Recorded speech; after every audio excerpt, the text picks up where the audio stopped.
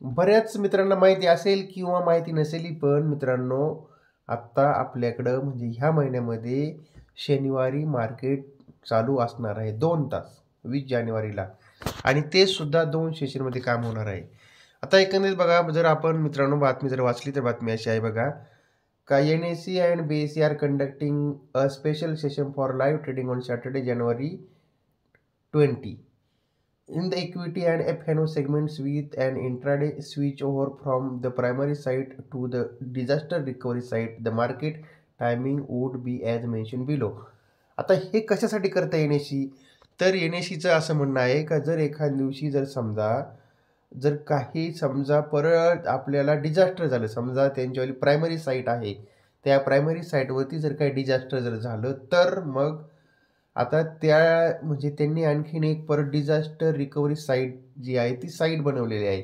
आणि म्हणजे मित्रांनो का NSEचं जे काय आता जे काही ट्रेडिंग चालतं त्याच्यासाठी त्यांनी एक बॅकअपसाठी आणखीन एक परत साईट बनवलेली आहे बघा, ही डिझास्टर रिकव्हरी साईट. तर त्या साईट का वरती का जर काही प्रॉब्लेम झाला तर त्या साईटवरती आपल्याला लगेच परत स्विच होता येते का काय? आणि मग त्याच्यावालं जे काही प्रात्यक्षिक आहे ते प्रात्यक्षिक मित्रांनो शनिवारी होणार आहे. आणि पण मित्रांनो ॲब्सोल्युटली आपल्याला त्या वेळेमध्ये आपल्याला ट्रेड करता येणार आहेत. आता फक्त ही मित्रांनो त्यांच्यावाली समजा आपण म्हणूया समजा चाचणी आहे. पण मग आपले मित्रांनो ट्रेडिंगची आपली वेळ काय असणार आहे बघा. आता मार्केटचा म्हणजे मार्केटची प्री ओपनिंग टाईम आपली साधारणतः 9 वाजल्यापासून 9 ते 8 पर्यंत 9 ते 9 वाजून 8 मिनिटापर्यंत असणार आहे. म्हणजे जसं आपलं मार्केट नॉर्मली सकाळी ओपन होतं तसंच.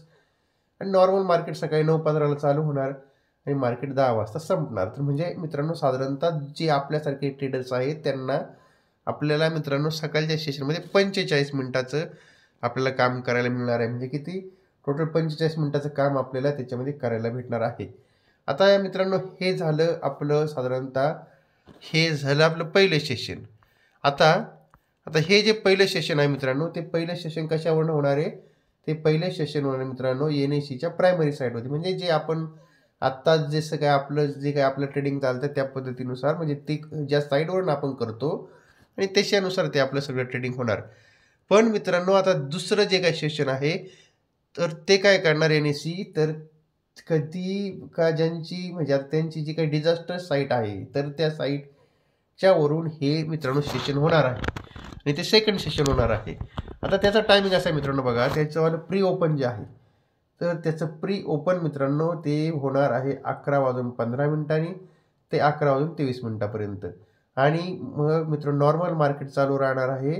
हे आपलं मार्केट राहणार 11:30 वाजल्यापासून 12:30 वाजेपर्यंत मार्केट चालणार आहे. म्हणजे आपल्याला इथं सुद्धा 1 तास आणि ते 45 मिनिटं म्हणजे पावणे 2 तास आपल्याला ट्रेडिंग करता येणार आहे. आणि मित्रांनो हे आपल्याला याच्यामध्ये इक्विटी आणि F&Oमध्ये सुद्धा ट्रेडिंग करता येणार आहे. ते पण आपल्याला 11:30 ते 12:30 वाजेपर्यंत करता येणार आहे. आता इथं मित्रांनो त्याच्यासाठी आता काही क्रायटेरिया त्याने दिलेला आहे.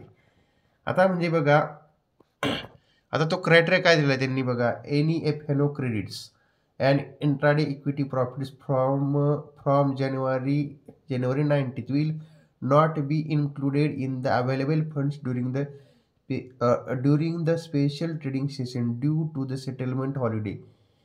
Meanwhile, you will be able to check this credit in your console ledger. म्हणजे त्यांचं असं म्हणणं आहे का जे तुमचे 19 तारखेला जे काही तुमचे क्रेडिट होणारे असतील किंवा तुमचा लेजर बॅलन्स सेटल होणार असेल, तर तो मित्रांनो आता शनिवारच्या दिवशी असते काय सुट्टी असते, त्या सुट्टीमुळे तो तुम्हाला इकडे याच्यासाठी ट्रेडिंगसाठी मार्जिन म्हणून वापरता येणार नाही. आता आणखीन काय नियम आहे बघा त्याच्यामध्ये त्यांनी सांगितलेलं आहे, currency and commodity market will stay close म्हणजे ते मार्केट बंद असणार आहेत. नंतर का MIS intraday orders will be blocked both session म्हणजे तुम्हाला इंट्राडे ट्रेडिंग करता येणार नाही त्या दिवशी तुम्हाला फक्त डिलिव्हरी ट्रेड करता येईल. त्याच्यानंतर BTST म्हणजे T1 sale orders and T2 आणि आणि त्याच्यानंतर परत T2 stock will be blocked. आणि तर म्हणजेच जर आपण समजा शुक्रवारी घेतलेले शेअर्स आहे ते आपल्याला शनिवारी विकता येणार नाहीत. आणि त्याच्यानंतर मित्रांनो बघा हे परत GTT orders will not be triggered. SIP orders on kite. आता हे मित्रांनो त्यांनी आपल्या जारोदाच्या वेबसाईटने त्यांनी दिलेलं आहे.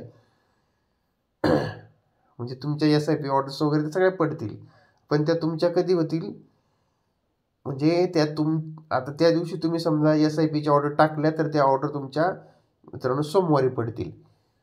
आणि त्याच्यानंतर असं त्यांचं म्हणणं आहे का profit and credit receive from traders or exciting positions in the derivatives segment F&O and